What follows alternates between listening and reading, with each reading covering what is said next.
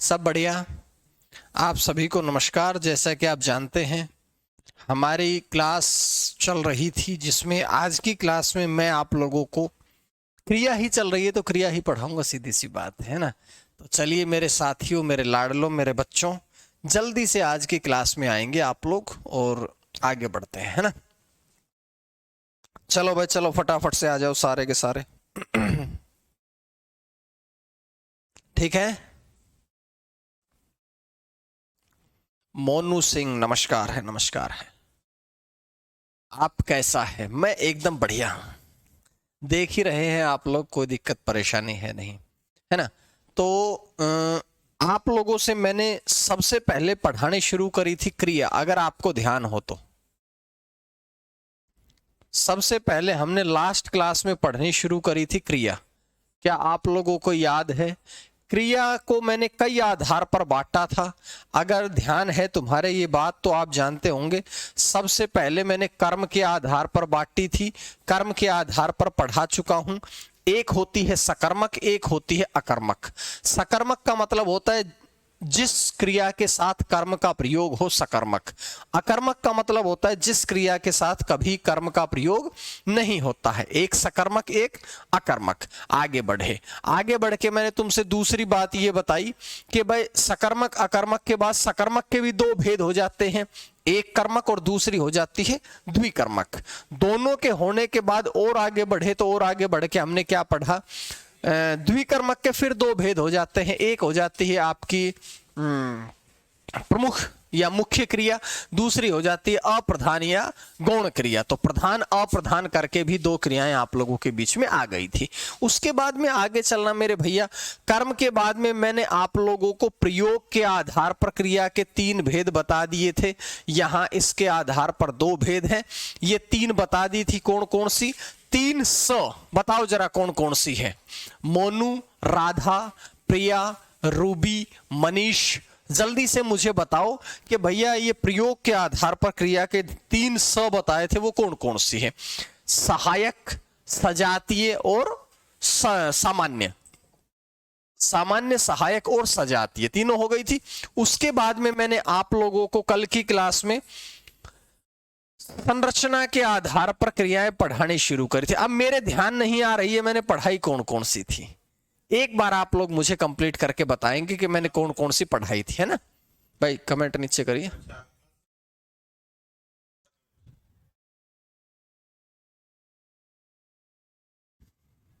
चलो, क्या मैंने आप लोगों को एक क्रिया यहां पर पढ़ा दी होगी? ऐसा मुझे याद है, पूर्वकालिक क्रिया। मैंने आप लोगों को, शायद मेरे याद आया, पूर्वकालिक क्रिया पढ़ा दी थी। इसके बाद प्रेरणार्थक क्रिया पढ़ा दी थी। एक बार कमेंट दिखाइए। कोई बात ना, कोई। एक बार बताओ, इसमें प्रेरणार्थक और पूर्वकालिक के अलावा क्या मैंने आप लोगों को कृदंत क्रिया पढ़ा दी थी? क्या मैंने आप लोगों को संयुक्त संयुक्त क्रिया तो नहीं पढ़ाई थी? एक मैंने आप लोगों को नाम धातु क्रिया पढ़ानी है आज, और एक मैंने आप लोगों को पढ़ानी है क्रियार्थक संज्ञा। भाई क्रियाएं आपकी यही तो है, मेरे हिसाब से तो ये है आप लोगों के सामने। ये ऐसा, अगर मैं सही हूं तो यस और नो कमेंट करो। मैं सही हूं, यस कमेंट करेंगे अगर हूं तो। मैंने दो ये आपकी पढ़ा दी थी, अब ये वाली चार क्रियाएं पढ़ानी बाकी है। बोलो हाँ या ना, यस, ऐसा ही तो है। वर्षा, विनोद, शिवानी, अंजलि, बेटा बताओ जल्दी।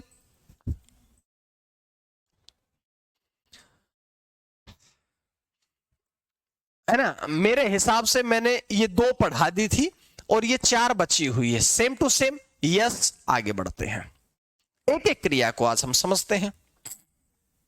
चलो, सबसे पहले आप उठाओ कृदंत क्रिया। देखो कृदंत क्रिया है क्या, सबसे पहले आप उठाइएगा कृदंत क्रिया। ये मैंने उठा ली है कृदंत क्रिया। अब कृदंत शब्द को देखो, हिंदी को समझने का सबसे आसान तरीका क्या है? हिंदी को समझने का सबसे आसान तरीका होता है कि सर आप शब्दों को तोड़ लो। मैंने कहा बहुत बढ़िया, तोड़ लेंगे। मैंने कृदंत को तोड़ करके कर दिया है कृत प्लस अंत। मैंने इसको तोड़ के कर दिया है कृत प्लस अंत। मेरी बात समझ में आई? और अगर कृत प्लस अंत में किया है, कृत का मतलब क्रिया, अंत मतलब है अंत। भाई कभी भी आप एक बात समझ के चलो, जब भी क्रिया के अंत में आप लोगों को पता है, मैं ये कहना चाह रहा हूं, जब भी कोई धातु के अंत में, मान लो मैंने कहा चल धातु है, इस धातु के अंत में ना जोड़ेंगे बनेगा क्या? चलना। यही तो बनेगा। मैंने कहा कि भैया चल एक धातु है, धातु के अंत में ना जोड़ेंगे तो जो बनेगी वह क्रिया बनती है। बोलो यस और नो। आप लोगों को जानते हैं इतनी सारी बात, जैसे मैं पूरा डिटेलिंग में कर देता हूं। ये आप लोगों के सामने है धातु, ये ना जो है ये है आपका प्रत्यय, और प्रत्यय के बाद में ये जो है ये आपकी बनी है क्रिया। यानी कि आप जानते हैं किसी भी धातु में ना प्रत्यय जुड़ता है तो वो क्रिया बनती है। सबसे आसान बात में आचरण। अब मैं जो कह रहा हूं वो समझिएगा कि ना के अलावा, ना लगा है, इस ना के अलावा अगर कोई क्रिया बन जाती है, अगर ना के अलावा, सुनीता बहुत अच्छे, वेरी गुड, कहा कि सर कृदंत क्रिया जब क्रिया के अंत में ना के अलावा कोई प्रत्यय लगे और उससे जिस क्रिया का निर्माण हो उसे कृदंत क्रिया कहते हैं। अब आप समझो मेरी बात। मैंने कहा भैया देखना, ये तुम्हारी चल धातु है, इसमें ना के अलावा जोड़ दो। मैंने जोड़ दिया आ, क्या बन गई? चला। मैंने कहा कि सर चल धातु है, इस चल धातु में एगा जुड़ गया है, बनेगी क्या? चलेगा। मैंने कहा बहुत बढ़िया। मैंने कहा कि सर चल धातु है, इस चल धातु में ई जोड़ दिया है, क्या बन गई है? चली। चली, ठीक है कि नहीं? तो आप ये समझो मेरे भाई कि ये ना के अलावा ही तो कोई प्रत्यय है, ये जुड़े हैं, जुड़ने के बाद ये जो क्रियाएं बनी हैं इन्हीं को हम क्या कहते हैं? कृदंत क्रिया कहते हैं। पहले मुझे सिंपल बताओ, मेरे हिसाब से तो कंप्लीट है, तुम समझ भी गए हो और आप लोग इस बात को भी अच्छी तरह से समझ पाएंगे ना।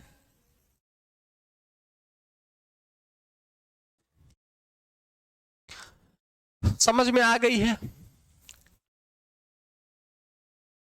क्लियर? तो इसकी डेफिनेशन यही होगी, जब धातु में ना प्रत्यय जुड़ेगा तो क्रिया बनेगी, लेकिन ना के अलावा कोई और प्रत्यय जुड़े, ना के अलावा कोई और प्रत्यय जुड़े और उससे जिस क्रिया का निर्माण हो जाएगा उसे हम कृदंत क्रिया कहते हैं। कंप्लीट है? चलो, मैंने कहा लिखिएगा,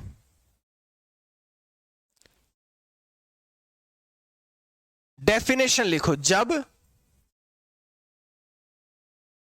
धातु में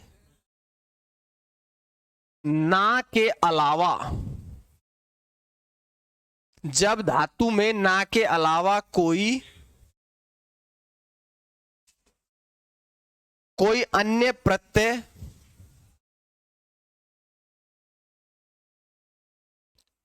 जुड़ने से जिस क्रिया का निर्माण हो, जिस क्रिया का निर्माण हो उसे कृदंत क्रिया कहते हैं। क्या मेरी बात समझ में आ गई? उसे हम कृदंत क्रिया कहते हैं। यस, समझ में आ गई होगी मेरे हिसाब से तो आप लोगों को बात, इसमें कोई दो राय नहीं है। लिख लो फटाफट से, फटाफट लिखो इसको, लिखो। हो गया काम? जब धातु में ना के अलावा कोई अन्य प्रत्यय जुड़ने से जिस क्रिया का निर्माण होता है मेरे बच्चे, उसी को कृदंत क्रिया कहते हैं। ये केवल क्रिया और ये बाकी है आपकी क्या? कृदंत क्रिया। समझ में आ गई मेरी बात? आगे चलते हैं। तो यहां से आपकी कृदंत क्रिया भी पूरी हुई। यहां से आपकी कृदंत क्रिया भी पूरी हुई। अब हम पढ़ते हैं नाम धातु क्रिया को। ठीक है, संयुक्त क्रिया को सबसे बाद में पढ़ाऊंगा, सबसे बड़ी है, थोड़ा डिटेल में चलेंगे। आज मैं बड़ी अच्छी बातें बताने वाला हूं आप लोगों को। मैंने कहा सर नाम धातु क्रिया, चलो बढ़ो। एक क्रिया है आप लोगों की आज की, दूसरी क्रिया है नाम धातु क्रिया। अब नाम धातु क्रिया का मतलब क्या है देखिएगा, इसको भी तोड़ो। नाम आप जानते हो, नाम किसका व्याकरणिक अर्थ है? संज्ञा का। भाई संज्ञा शब्द बनता है सम प्लस ज्ञा के मेल से, सम प्लस ज्ञा के मेल से, है ना। अंजलि कह रही है संज्ञा सर्वनाम विशेषण आदि से बनने वाली क्रिया को नाम धातु क्रिया कहते। बहुत बढ़िया, शाबाश मेरे शेर। श्रद्धा वर्मा कह रही है सर आपकी वजह से एग्जाम में हिंदी में अच्छा स्कोर रहता है। बहुत बढ़िया, बहुत बहुत आपका प्रेम ऐसे ही बना रहे मेरे बच्चे। सुनीता कह रही है वह क्रिया जिसका नाम संज्ञा सर। बहुत बढ़िया, वेरी गुड, शाबाश मेरे शेर। अब देखना वही बात है, नाम का मतलब है संज्ञा, और वह संज्ञा ना, वह संज्ञा नहीं, वह क्रिया, वह क्रिया जिसका निर्माण मेरे भाई संज्ञा सर्वनाम, संज्ञा सर्वनाम या विशेषण से होता है। ये मेरी बात आपको समझ में आ गई है। वह क्रिया जिसका निर्माण संज्ञा सर्वनाम तथा विशेषण से होता है, उसी को हम क्या कहते हैं? उसी को हम नाम धातु क्रिया भी कहते हैं। समझ में आ गई मेरी बात? उसी को हम नाम धातु क्रिया भी कहते हैं। आपको थोड़ी डेफिनेशन समझ में आई है। अब मेरी बात समझा कैसे बनी है। मैंने कहा एक शब्द है आपका लोभ, एक शब्द है आपका लात, एक शब्द है आपका बात। ये सारे के सारे संज्ञा शब्द हैं। ये सारे के सारे आपके संज्ञा शब्द, क्योंकि आप जानते भी हो क्या, लोभ भाववाचक संज्ञा, लात जातिवाचक संज्ञा, तो संज्ञा तो है ना ये। मैंने कहा लोभ से एक शब्द बना है लुभाना। आजकल के एडवर्टाइजमेंट हमें लुभाते हैं, है ना। आजकल के एडवर्टाइजमेंट हमें लुभाते हैं, तो लोभ से बना है लुभाना, अट्रैक्ट करना। मैंने कहा लात, पिताजी ने उसको लतिया दिया है, लतियाना। पिताजी ने मोहन को लतिया दिया है, देहलात देहलात देहलात, खूब लात मारी। लात से लतियाना, कई बार काम नहीं करते हो, लात भी पड़ती है। मैं कहता हूं बात से महिलाएं बहुत बतियाती है, बतियाना। क्या मेरी बात समझ में आ गई? ये आपकी है संज्ञा, ये आपकी क्या है? संज्ञा। लेकिन इसी संज्ञा से जिस क्रिया का निर्माण होता है उसी को हम क्या कहते हैं? उसी को हम कहते हैं नाम धातु क्रिया। उसी को हम कहते हैं नाम धातु क्रिया। ठीक है, सुनीता ने बड़ा अच्छा एग्जाम्पल दिया है सर, अपना। अपना तो मेरे बच्चे सर्वनाम है। अपना क्या है? सर्वनाम है। और अपना से क्या बना दिया हमने? अपनाना। हम भारत के लोगों ने विदेशियों को भी अपना लिया है। हम भारत के लोगों ने विदेशियों को भी अपना लिया है। आप महाकुंभ में जाते होंगे, आप लोगों को पता होगा। महाकुंभ में देखा होगा जो एप्पल का ओनर है उसकी पत्नी भी यहां पर साध्वी बन के रह रही है। बोलो रह रही है कि नहीं? आप वृंदावन में, आप मथुरा में रह रहे हो अगर आप लोग, तो आप लोग इतना भी जानते हैं कि मथुरा और वृंदावन के आसपास के माहौल में भी बहुत सारे विदेशी यहीं पर रहते हैं। बोलो रहते हैं कि नहीं? आपने देखे होंगे गोरे गोरे हैं और यहाँ बाल उनके सफेद सफेद बाल, और यहाँ पर राधे राधे राधे राधे कहते कहते घूमते रहते हैं। बताओ घूमते रहते हैं कि नहीं? हम कहें कि भाई उन्होंने हिंदू धर्म को अपना लिया है, अपना लिया है, अपना बना लिया है। तो आप मेरे बच्चों मेरे से ये बताओ कि मैंने कहा कि वह क्रिया जिसका निर्माण संज्ञा सर्वनाम विशेषण से होता है उसी को हम नाम धातु क्रिया कहते हैं। पहले संज्ञा तुम्हारे सामने आई, फिर सर्वनाम तुम्हारे सामने आया। अब तुम कहो तो एक आधा एग्जाम्पल विशेषण का और देता हूं ताकि तुम्हारे समझ में आ जाए कहानी पूरी। एक आधा एग्जाम्पल विशेषण का भी देता हूं। जैसे मैंने तुमसे क्या कहा, मैंने कहा सर रंग, मैंने कहा सर 60, ये आप लोगों के क्या है? विशेषण है।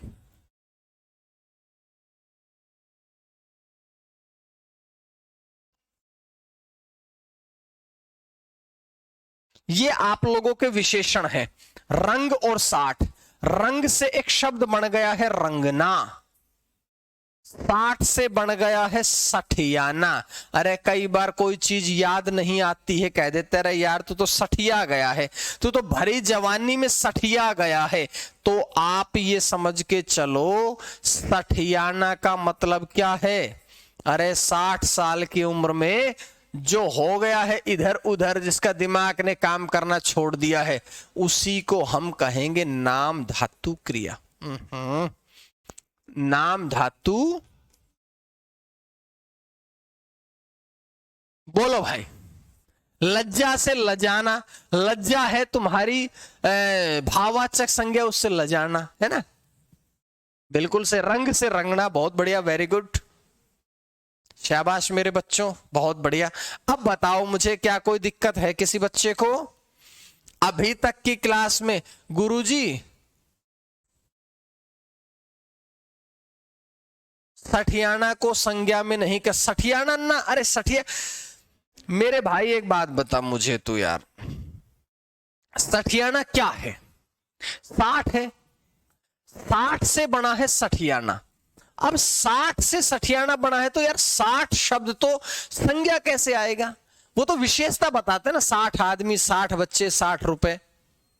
तो आप ये समझ के 60 तो विशेषता बताता है, और जो विशेषता बताए वह आपके विशेषण में आते हैं। ठीक है, यस यस यस, आगे बढ़ता हूं। अब ना, पहले नाम धातु क्रिया की डेफिनेशन नहीं लिखी यार मैंने, चलो पहले डेफिनेशन लिख लो इसकी।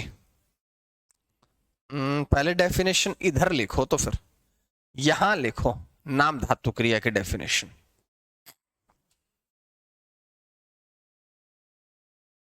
नाम धातु क्रिया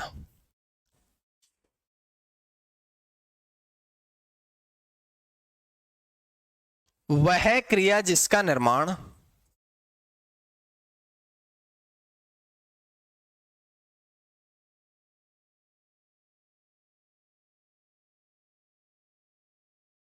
वह क्रिया जिसका निर्माण संज्ञा सर्वनाम तथा विशेषण से होता है।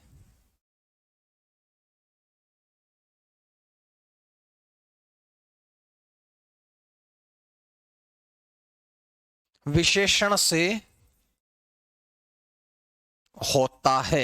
वह क्रिया जिसका निर्माण संज्ञा सर्वनाम या विशेषण से होता है उसे हम कहते हैं नाम धातु क्रिया। लेकिन मैं आपको एक बात बता देता हूं कि केवल यहां से नहीं होता है। आपसे एक बड़ा आसान पहले प्रश्न पूछूंगा, फिर आप लोगों को आगे बढ़ाऊंगा। आप मेरे प्रश्न का आंसर देंगे, है ना, आप मेरे प्रश्न का आंसर देंगे। मैंने कहा मक्खियां भिन भिना रही हैं। अभी जितने भी मैंने आप लोगों को पढ़ाए हैं उन सब में मुझे बताओ, मक्खियां, दो प्रश्न पूछता हूं, भिन भिना रही है। पहला प्रश्न आप लोग, संज्ञा इसमें कौन सी क्रिया है इसका नाम बताओ। दूसरी में कहता हूं शेर दहाड़ता है, शेर दहाड़ता, शेर दहाड़ता है। दोनों में क्रिया बताओ, शुरू से अब तक की लेकर के, शुरू से अब तक की। आपकी सहायक क्रिया है, आपकी संयुक्त क्रिया है, आपकी सजातीय क्रिया है, आपकी कौन सी क्रिया है, दोनों में मुझे बताएंगे। शिव कुमार कह रहा है मेरे भैया नाम धातु क्यों है वो भी मुझे बता, रीजन बताया होगा, ऐसे झूठा साचा नहीं। विशाल कह रहा है सकर नहीं, सकर्मक अकर्मक को छोड़ दो, सकर्मक और अकर्मक दोनों को तुम छोड़ दो, उसके बाद में मुझे, अरे क्रिया मोनिका मेरे शेर बच्चे, अरे भिन्न भिन्नाना क्रिया तो है लेकिन कौन सी है मैंने ये पूछा है। हाँ शिवम कन्नौजिया ने बड़ा आंसर सही दिया है। आप दो बातें ध्यान रखो, आप दो बातें ध्यान रखो। पहली जो है, नाम धातु क्रिया में ही दो चीजें और जुड़ेंगी, नाम धातु क्रिया में ही आपकी दो चीजें और भी जुड़ेंगी। अब आप कहोगे सर कौन सी चीजें जुड़ेंगी? सबसे पहली तो ये कि अनुरणात्मक क्रियाएं, अनुरणात्मक क्रियाएं जो है वो भी इसी में जुड़ती है, मेरी बात को समझ लेंगे। दूसरी बात मैंने कही है, दूसरी बात मैंने ये कही है, अनुरणात्मक का मतलब क्या होता है पहले तो ये दूसरी बात में समझो। बिल्कुल शिवम बिल्कुल सही कह दिया, मैं अब सुनीता ने बहुत अच्छा आंसर दे दिया, बहुत बढ़िया, शाबाश मेरे शेरों, आगे चलो, अब छोड़ दो इस बात को। मैंने कहा अनुरणात्मक क्रियाएं, अब आप ये समझ के चलना अनुरणात्मक क्रियाएं होती क्या है। अनुरणात्मक का मतलब होता है एक ही क्रिया का रिपीट कर दिया जाए। मैंने कहा भिन्न भिन्न, रिपीट कर दिया। दरवाजा खड़खड़ा रहा है, खड़ खड़, एक का ही रिपीट कर दिया है। मैंने कहा कप, मोहन कप कपा रहा है, कप कप आना, कप कपाना, तो एक ही क्रिया का रिपीटेशन रिपीटेशन रिपीटेशन हो, उसे हम क्या कहते हैं? नाम धातु क्रिया, अनुरणात्मक नाम धातु। तो ऊपर वाली क्या आप लोगों की अनुरणात्मक है कि नहीं? कुछ बच्चों ने इसमें कहा था सर ये सहायक क्रिया है, क्योंकि है हूं था थे थी लगती है तो सहायक क्रियाएं होती। वही मैं आप लोगों से क्या कहता हूं, एक बात ध्यान रखिएगा, किसी भी प्राणी या किसी भी वस्तु से संबंधित क्रियाएं, किसी भी प्राणी या वस्तु से संबंधित क्रियाएं जो है वह भी आप लोगों की नाम धातु में आती है। जैसे मैंने आप लोगों से ये कहा, मैंने कहा शेर दहाड़ता है, क्या प्राणी से संबंधित आवाज है कि नहीं? मैंने कहा कि साहब मेंढक टर्रा रहे हैं, मेंढक टर्रा रहे हैं, टर्राना उनकी आवाज है कि नहीं? अरे मैंने कहा गाय रंभाती है,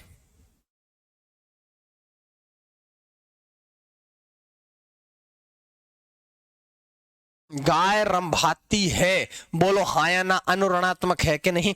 मैंने कहा प्राणी से संबंधित वस्तुएं, घड़ी, घड़ी टिकटिका रही है,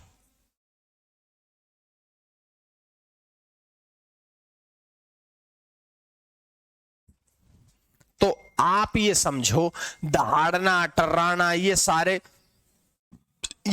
के सारे क्या आपके इसके ऑप्शन है कि नहीं? तो इन सब में अनुरणात्मक नाम धातु है, सब में नाम धातु क्रिया होगी, सब में तुम्हारी, मैंने यही तो लिख रखा है मेरे बच्चों, नाम धातु क्रिया, सारी की सारी नाम धातु क्रियाएं होंगी। बस ये समझ लो, ये दहाड़ना ये भी नाम धातु, टर्राना ये भी नाम धातु, रंभाना ये भी नाम धातु, टिकटिकाना ये भी नाम, सारी की सारी नाम धातु क्रियाएं हैं।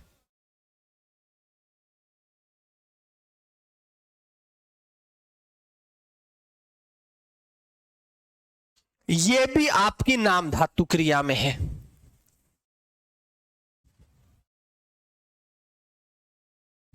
ठीक है,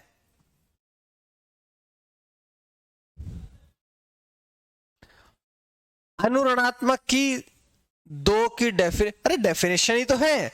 अनुरणात्मक का मतलब होता है एक ही क्रिया का दो बार प्रयोग, लिख देता हूं एक लाइन में, एक ही क्रिया का 2 बार प्रयोग, क्या दिक्कत है इसमें? देखो भिन्न भिन्न, मैंने कहा कि कप कपाना, कप कपाना, मैंने कहा कि खड़ खड़ाना, है ना? तो ये आप समझें, ठीक है? कोई चीज को रिपीट कर दिया जाएगा तो वह आपकी नाम धातु क्रिया में आती है। मेरी बात आप लोगों को समझ में आ गई होगी। कोई दिक्कत है? खत्म? बढ़े आगे? चलो तो फिर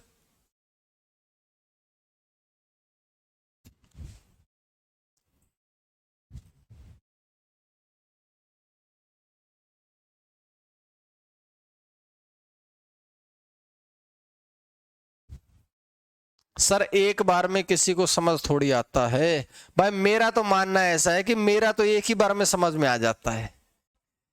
मैं तो एक ही बार समझा देता हूं सब चीजें, है ना? फिर भी नहीं आता है तो आप थोड़ा उसको रिपीट करो, कोई दिक्कत नहीं है।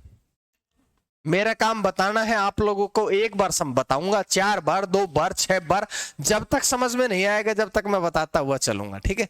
तो टेंशन मत लिया करो, पढ़ो, है ना? खत्म हो गई है मेरे हिसाब से नाम धातु। नाम धातु में कोई मन में कोई शंका है तो बोलो। चलू आगे, आगे चलू क्या? बोलो बोलो बोलो जल्दी से।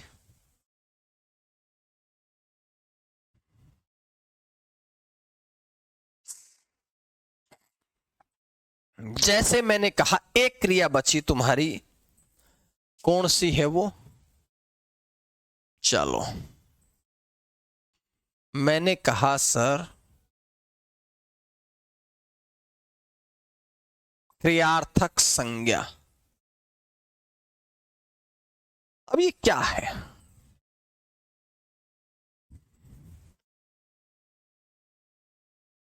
इसमें क्वेश्चन ये पूछेगा मेंढक टर्रा रहे हैं, क्रिया कौन सी है, ऐसे पूछेगा। आपसे पूछेगा घड़ी टिकटिकाती है, कौन सी क्रिया है, ऐसे पूछेगा प्रश्न, है ना? अब मैंने कहा कि सर क्रियार्थक संज्ञा, देखो एक आप इस शब्द को समझें। मैंने कहा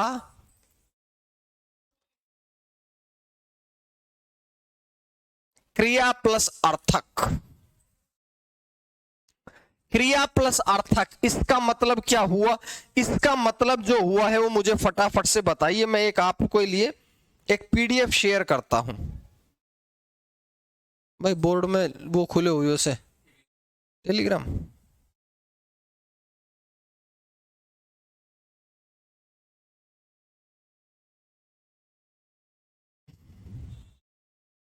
चलो देखना भाई,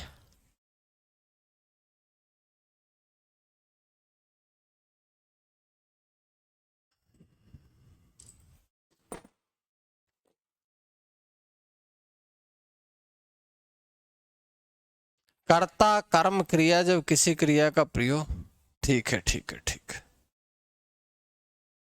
देखो आप एक बात को समझें, मैंने कहा जब कोई क्रिया अर्थ प्रकट करने लगे संज्ञा की तरह, एक बात मेरी समझो, हिंदी के वाक्यों का निर्माण होता है सबसे पहले कौन आता है? कर्ता। कर्ता के बाद में कौन आता है? कर्म। कर्म के बाद में कौन आता है? क्रिया। क्या मेरी बात समझ में आई? सबसे पहले हिंदी के वाक्यों में आता है कर्ता, कर्ता के बाद कर्म, कर्म के बाद में कौन आता है? क्रिया। हिंदी के वाक्यों का निर्माण होता है ऐसे, जो मैंने आप लोगों के बीच में रख दिया है। हिंदी के वाक्यों का निर्माण होता है कर्ता कर्म क्रिया के मेल, यानी कि हिंदी में क्रिया सबसे अंत में प्रयोग करी जाती है, लेकिन कभी कभी इस क्रिया का प्रयोग अंत में न होकर के शुरू में हो जाता है। जैसे मैं तुमसे कहूं कि दौड़ने से पसीना आता है, दौड़ने से पसीना आता है। मेरे भैया दौड़ना तो तुम्हारी क्रिया है, लेकिन क्रिया बाद में प्रयोग न होकर के जब क्रिया सबसे पहले कर्ता की तरह प्रयोग होने लगे तो यह क्रिया ही आपकी क्या कहलाती है? यही क्रिया क्रियार्थक संज्ञा कहलाती है। मैंने तुमसे कहा कि भैया हंसने से हंसने से मन प्रसन्न रहता है। हंसने से मन प्रसन्न रहता है। मेरे भाई मुझे ये बताओ, हंसना है तुम्हारी क्रिया, लेकिन क्रिया अंत में प्रयोग न होकर के शुरू में प्रयोग करी गई है, उसे हम क्या कहते हैं? क्रियार्थक संज्ञा। मैंने कहा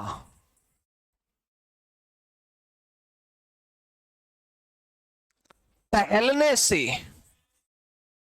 टहलने से शरीर स्वस्थ रहता है।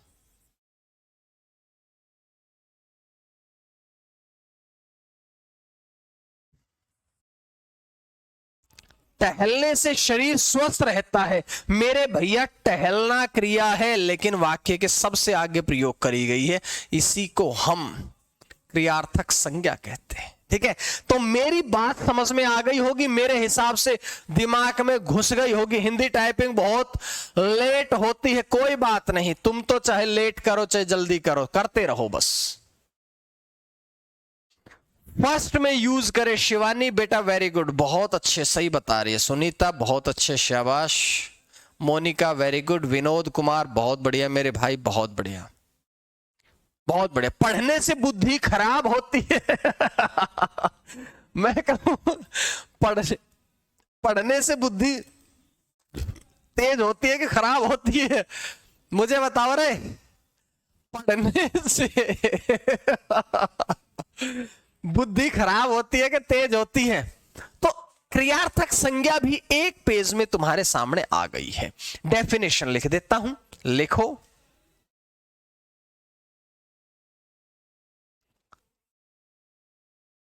जब किसी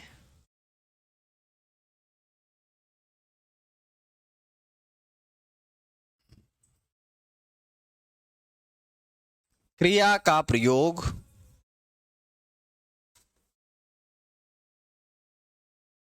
संज्ञा की तरह हो,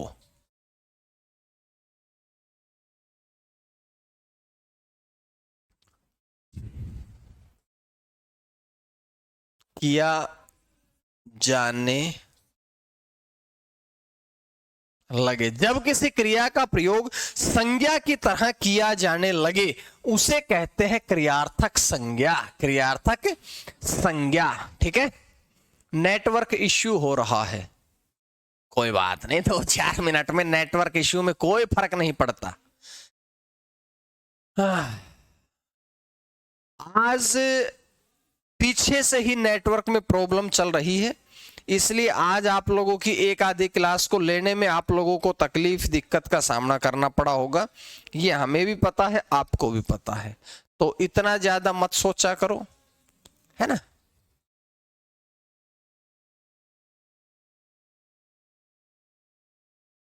वीडियो रुक रही है, कोई बात नहीं, कोई बात नहीं। एक संज्ञा पढ़ानी है मैंने, तो एक क्रिया पढ़ानी है, ठीक है, उसकी टेंशन बस एक और लो, तो फिर आगे लास्ट पढ़ा देता हूं, फिर खुश हो जाओ ना तुम भी। फिर उसके बाद नेटवर्क इश्यू हो या कुछ भी हो, हमें फर्क नहीं पड़ेगा। मैंने कहा एक बची है तुम्हारी संयुक्त क्रिया।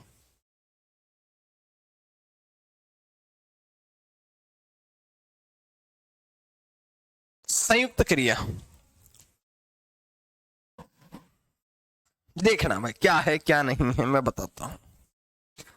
सबसे पहली बात तो आप ये समझना, सबसे पहली बात तो आप ये समझना, संयुक्त क्रिया नाम से ही पता है कि जब दो या दो से अधिक क्रियाएं मिलकर, जब दो या दो से अधिक क्रियाएं मिलकर मिलकर किसी अर्थ को पूर्ण करती है,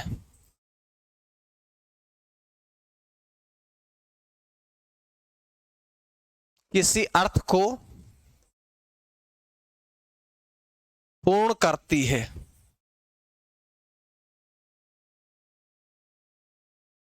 संयुक्त क्रिया कहते हैं।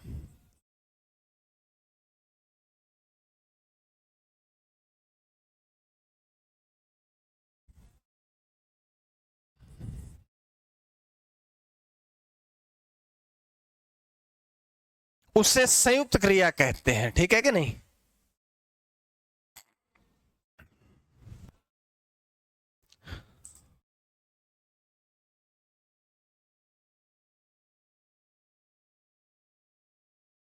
जैसे मैंने एक बात कही, जैसे आप, ये आया हुआ प्रश्न है कई बार, आप यहां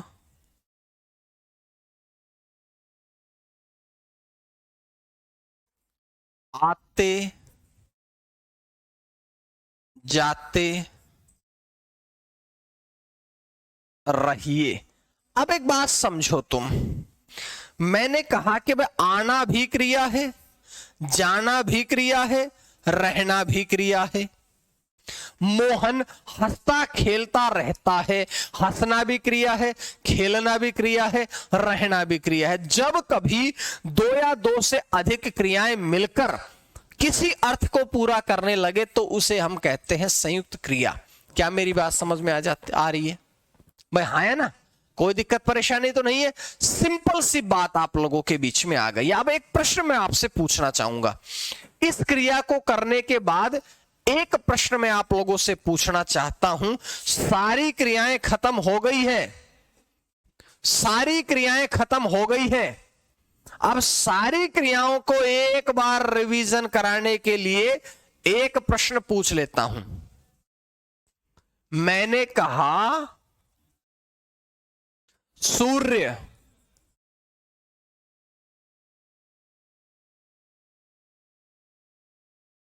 पूर्व से निकलता है।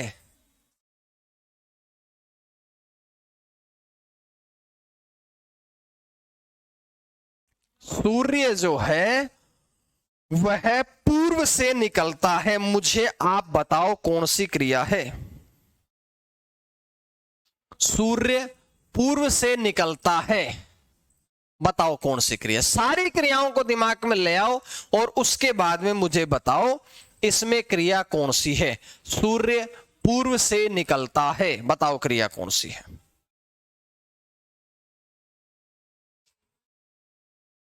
सुनीता ने सही बताया, शाबाश। विनोद गलत है मेरे भाई। कुमार मनीष गलत है भाई।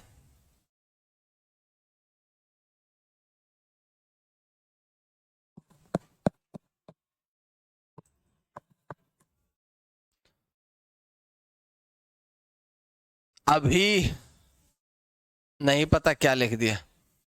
एक लास्ट बात आपको बता देता हूं, क्या ये सर्वमान्य सत्य है? क्या ये सर्वमान्य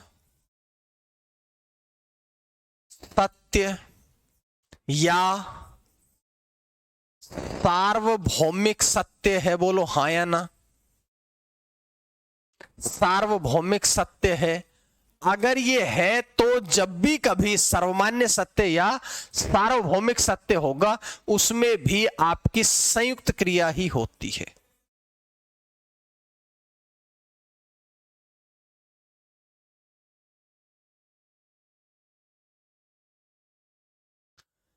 जब भी कोई सर्वमान्य सत्य या सार्वभौमिक सत्य होता है वहां पर भी आपकी संयुक्त क्रिया ही होती है। मेरे शेरों, मेरे लाडलो, समझ में आ गई होगी। जैसे मैं कह दूं सोना पीले रंग का होता है, सर्वमान्य सत्य है। मैं कह दूं पक्षी अंडे देते हैं, बिल्कुल सर्वमान्य सत्य है। तो जहां कोई सर्वमान्य सत्य होता है वहां पर भी मेरे भैया क्रिया कौन सी होती है? वहां पर आपकी संयुक्त क्रिया होती है। ठीक है कि नहीं? मेरे हिसाब से क्लियर हो गया है। और एक लास्ट बात और बताऊंगा, वो ये है कि भैया संयुक्त क्रिया के कितने भेद होते हैं?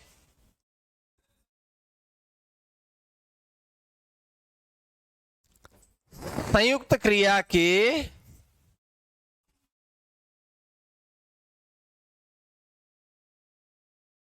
कितने भेद हैं?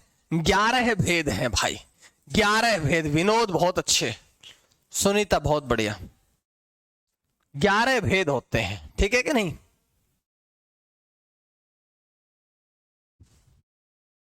शिव बहुत बढ़िया, शिवानी बहुत बढ़िया। 11 भेद होते हैं।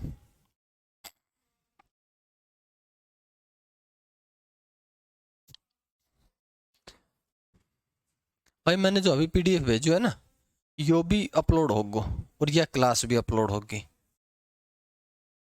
2 पीडीएफ साथ में डीपीपी अलग से भेज दूँ। तो फिर ऐसा कर दिया ना, मैं बताऊं, ये जो तेरे ये जो क्लास पीडीएफ है ना, क्लास पीडीएफ प्लस संयुक्त क्रिया के भेज दी ने, दोनों कंबाइंड करके एक में भेज दी है ना, संयुक्त क्रिया लास्ट में जोड़ दी, ये क्लास प्लस पहले जोड़ दिया ना, क्योंकि मैं इसके बाद ही जोड़ूंगा या इसी में ऐड कर दी उसने, है ना, जोड़ के देखो, लेकिन वो कभी साफ क्लियर ना दिखे यार। या डाउनलोड में थे, कहाँ सेव करे, डाउनलोड करे नहीं वो, अभी भेजो भेजो अभी तुमने, कहाँ है योर,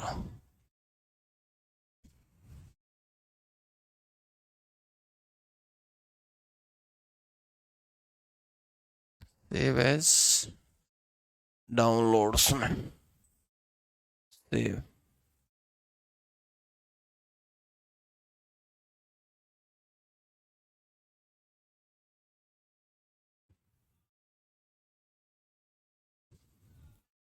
चलो तो फिर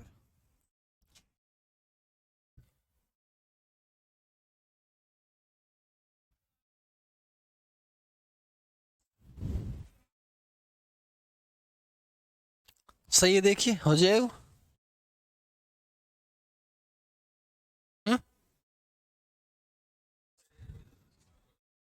देख लिए तो यार, मैं थोड़ा सा नहीं कर पा रहा हूँ इसमें,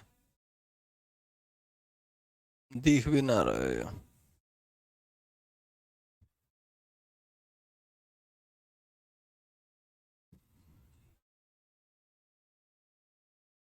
देखो भाई, संयुक्त क्रिया के मैंने कहा कि 11 भेद है। सबसे पहला है आरंभ बोधक, नाम से ही पता है, कुछ बताने की जरूरत नहीं। आरंभ है प्रचंड बोले मस्तकों के झुंड, जंग की झगड़ी में आज तुम गुहार दो, है ना। वो आरंभ का मतलब है किसी काम के शुरू करने का बोध करवाए। मोहन घर जाने लगा, अध्यापक क्लास पढ़ाने लगे, बच्चे हंसने लगे, पानी बरसने लगा। सीधी सी बात समझ लो, किसी काम की शुरुआत का करने का बोध करा दिया जाए उसे हम कहते हैं आरंभ बोधक। कोई काम हमने शुरू करना है, अगर शुरू ही करना है आरंभ बोधक हो गया, ठीक है। दूसरा है समाप्ति बोधक। देखो जिस प्रकार से हमने कहा कि सर शुरुआत का बोध कराएगा, अध्यापक पढ़ाने लगे, आरंभ अध्यापक पढ़ा चुके हैं। समाप्ति में आप देखिएगा चुकना क्रिया लगी होती है, चुकना क्रिया, ये आगे लिखिए चुकना क्रिया। वह पढ़ा चुका है, वह क्लास ले चुका है, वह खाना खा चुका है, वह नाच चुका है, उसका सिलेक्शन हो चुका है। चुका है, चुके हैं, चुकी है बताएगा आपकी क्रिया समाप्त हो चुकी है, समाप्त पूरी हो चुकी है। और जहां कोई भी कार्य पूरा हो जाता है उसे हम कहते हैं समाप्ति बोधक क्रिया। क्या मेरी बात समझ में आई? आरंभ करो, किसी काम के अध्यापक क्लास में आए हैं, आ गए हैं, कोई काम को करने की शुरुआत, वह पढ़ाने लगा, वह नाचने लगा, वह सोने लगा, गाने लगा, खेलने लगा, किसी काम की शुरुआत का बोध कराएगा, आरंभ बोधक है। लेकिन जब कोई काम समाप्त हो गया, पूरा हो गया, उसे हम कहेंगे समाप्ति बोधक। क्या कहेंगे? समाप्ति बोधक, खत्म होना, खत्म होना। समझ में आ गई? आगे चलिएगा। मैंने कहा सर एक है अवकाश बोधक। अवकाश का मतलब छुट्टी मत समझना, कोई काम मुश्किल से हो पाए उसे कहते हैं अवकाश बोधक। वह मुश्किल से जा पाया, मैं मुश्किल से सो पाया, मैं मुश्किल से पढ़ा पाया, मैं मुश्किल से वहां जा पाया, मैं मुश्किल से वहां तक पहुंच पाया, मैं मुश्किल से सिलेक्शन ले पाया। कोई काम मुश्किल का कर दिया जाए, किसी काम के में करने में मुश्किल या दूरी या अवकाश या कठिनाई का सामना करना पड़ेगा, हम कहेंगे साहब ये अवकाश बोधक में आता है। बोलो हाँ या ना? अवकाश बोधक में आता है। तो सिंपल बात आप लोगों को समझ में आ गई है ना?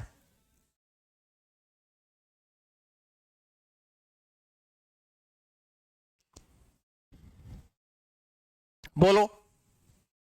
अब कई बार होता है अनुमति बोधक, किसी काम को करने के लिए अनुमति, आज्ञा ली जाती है। जैसे कह दिया, इसमें देना क्रिया का प्रयोग होता है। मुझे पढ़ाने दीजिए, है ना, मुझे घर जाने दो, ऐसे मुझे घर जाने दो, मुझे एक बार मन करके पढ़ाई करने दो, मुझे स्कूल जाने दो। जहां देना क्रिया का प्रयोग हो जाएगा, जहां देना क्रिया का प्रयोग हो जाएगा, उसे बोलने दो। बोलना भी क्रिया, दो देना भी क्रिया। उसे सोने दो, सोना भी क्रिया, देना भी क्रिया। जहां कहीं इस प्रकार की क्रियाओं का प्रयोग किया जाए जिससे कि जिसमें कि देना क्रिया का प्रयोग हो जाता है, वहां पर आप इस क्रिया का प्रयोग कर सकते हैं, कर सकते हैं, कर सकते हैं। क्या मेरी बात समझ में आ गई? अरे मेरी बात समझ में आ गई ना? मुझे घर जाने दो, बिल्कुल सही है। एक है मेरे भैया, कहां गई है?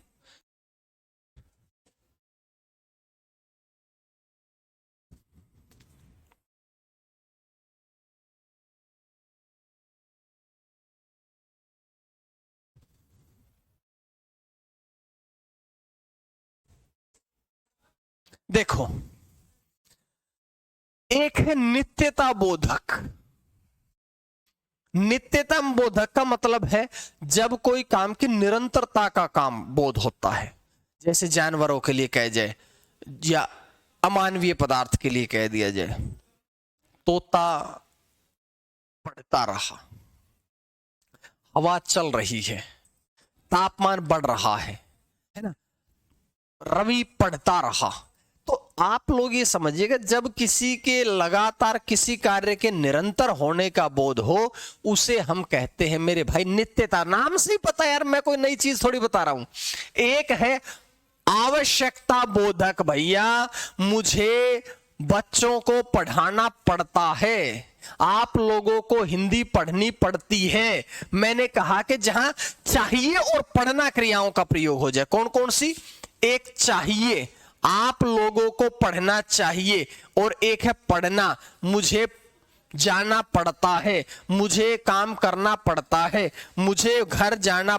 जहां पढ़ना और चाहिए क्रियाओं का प्रयोग हो जाए, वहां पर आप लोगों के यहां पर इसका प्रयोग होता है। क्या मेरी बात समझ में आ गई है भाई? बोलो यस और नो। चलो, एक है निश्चय बोधक। मुख्य क्रिया के व्यापार की निश्चितता का बोध हो। जैसे वह गिर पड़ा,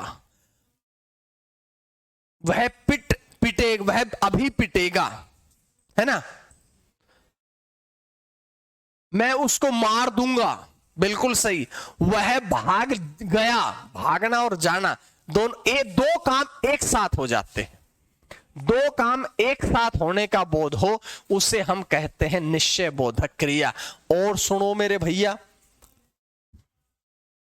3 बच गई है, 2 तुम्हारे सामने ये रखी। पहला क्या कहता है? इच्छा बोधक, मन की इच्छा प्रकट कर दी जाए। क्या? चाहना क्रिया जुड़ी हो। मैं खाना खाना चाहता हूं, मैं तुमसे बात करना चाहता हूं, मैं घर जाना चाहता हूं, मैं पढ़ाई करना चाहता हूं, मैं अब सोना चाहता हूं। चाहना क्रिया जहां जुड़ी हो, इच्छा बोधक का प्रयोग करवाया जाता है। ठीक है। एक है अभ्यास बोधक। अब अभ्यास बोधक का मतलब क्या है? आदमी की निरंतरता का बोध करवाया जाता है। जैसे वह पढ़ा करता है, तुम लिखा करते हो, है ना। ये आप लोगों ने समझना है। अभ्यास, व्यक्ति के अभ्यास का, शक्ति बोधक का, सकना क्रिया का प्रयोग। मैं पढ़ाई कर सकता हूं, मैं घर जा सकता हूं, मैं इस कार्य को कर सकता हूं, मैं नौकरी लग सकता हूं। सकना क्रिया का प्रयोग जहां हो जाता है, वह मोहन रवि को हरा सकता है ना। ऐसा कोई काम नहीं है जो मोहन नहीं कर सकता है। सकना क्रिया का जहां कहीं भी प्रयोग होता है।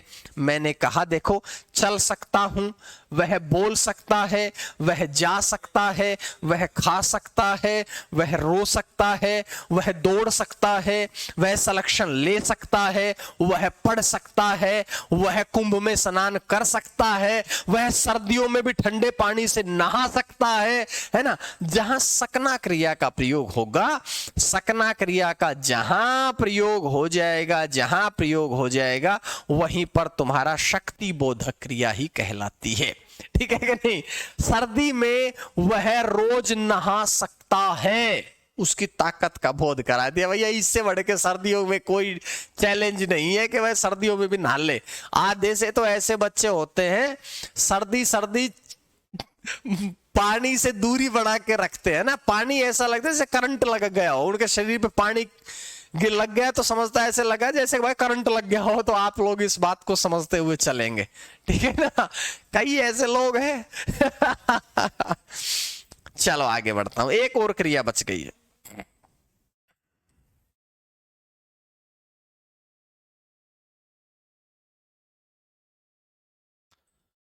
पुनरुक्त संयुक्त क्रिया, एक जैसी क्रियाओं का बोध हो। आना जाना, हंसना खेलना, उछलना कूदना, है ना, दौड़ना भागना, एक जैसी क्रियाओं का। ठीक है, मैंने कहा दो समानार्थक समान ध्वनि वाले क्रियाओं का एक साथ प्रयोग हो जाता है, उसे पुनरुक्त क्रिया कहते हैं। तो ये आप लोगों की क्रिया खत्म होती है। कल की क्लास में हम क्रिया का लेंगे गर्मा गर्म टेस्ट। कल की क्लास में हम क्रिया का लेंगे गर्मा गर्म टेस्ट, और उम्मीद है, पूरी उम्मीद है, आप लोग उस टेस्ट को अच्छी तरह से करेंगे। और देखते हैं फिर कल की क्लास में। आज का होमवर्क सुन लो बस तुम, आज का होमवर्क सुन लो बस तुम, ठीक है। ये हटा दीजिएगा, ये आप लोगों के मतलब की नहीं है, ठीक है। ये ऐड करवा देंगे अलग से। अब आज के होमवर्क को सुन लो। होमवर्क क्या करोगे?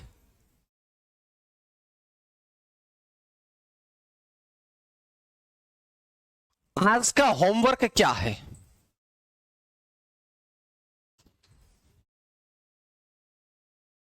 बताओ जल्दी से। सबसे पहले तो आप लोगों से पूरी क्रिया पढ़नी है, क्योंकि कल मैं लेने वाला हूं टेस्ट। और इसको पढ़ने के बाद जो बुक अपलोड कर रखी है उसके पेज नंबर 54 और 55,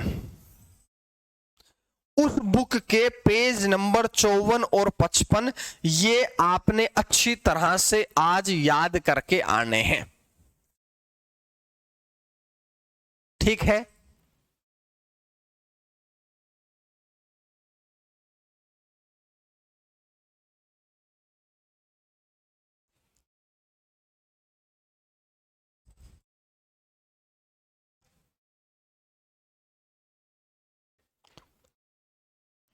हो गया काम?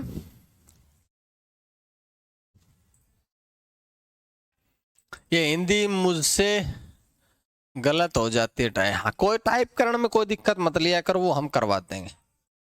काल के आधार पर बच गया है, बस ये काल के आधार पर क्रिया नहीं बची। जब काल पढ़ाऊंगा तो बता दूंगा जो काल है वही क्रिया है, बस ये मैं काल पढ़ाऊंगा जब बता दूंगा जो काल है वही क्रिया है, खत्म। जो जिस काल का है वही क्रिया होती है, ठीक है। तो काल अगर याद कर लिए तो क्रिया भी याद होगी, ये मैं आपको काल में बता दूंगा, उसकी टेंशन मत लो, ठीक है। अब तो खुश हो सारे? कोई किसी के मन में कोई प्रश्न है तो पूछ लो, नहीं तो फिर आज की क्लास को मैं छोड़ रहा हूं। किसी के मन में अगर कोई शंका, कोई प्रश्न है तो बता दो।